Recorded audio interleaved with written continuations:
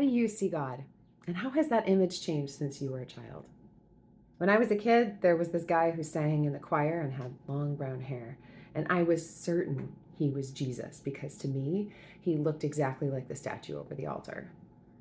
And apparently, this isn't a particularly uncommon experience for kids. Much later, when I was an adult living in the UK, I was friends with a retired priest named Stuart, who was about 85 and had a white beard. We all knew that every kid at church thought he was either Santa Claus or God. For me, I think the image of God as some dude with a beard in the sky hasn't really left me, even though I know that's not actually who God is. Barry Taylor, road manager for AC/DC, wisely said, God is the name of the blanket we throw over the mystery to give it shape. It's in our human nature to find some way to make the unknowable divine more knowable. If the image is helpful, if it helps us connect to God better, that's awesome. But often we're given the vision of God as a sort of Santa Claus who grants wishes to good little believers who pray often and well and who do lots of good things. But that's a really harmful theology rooted in the mythical idea that the world is fair and makes sense.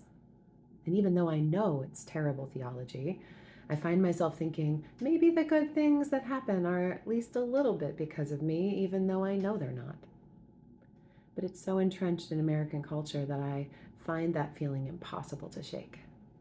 Of course, the flip side of that American theology is highly toxic. If God gives us good things because we deserve them, then when bad things happen to us, we must assume God is punishing us or testing us or whatever. Thinking of God this way might help us make sense of a confusing and unjust world, but that's just not how God works.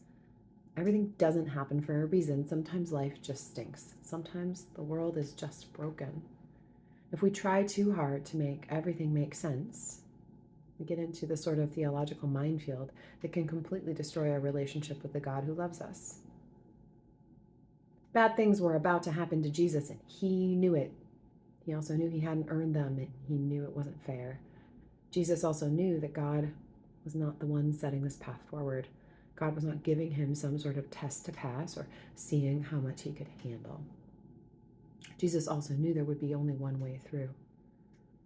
So he prayed. Today's gospel text is part of that prayer. Today's gospel is a mystical text, which is why there's so much repetition.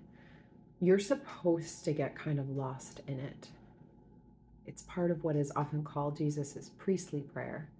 And he prays it directly before journeying to the garden with his disciples, directly before he is betrayed by Judas, arrested by Roman soldiers, and killed. Jesus knows what is about to happen. In this prayer, he is not asking for God to mitigate these terrible events as much as he might want God to do that. In this moment when he is facing his death, Jesus prays for his friends. How do you pray when you don't know what to say?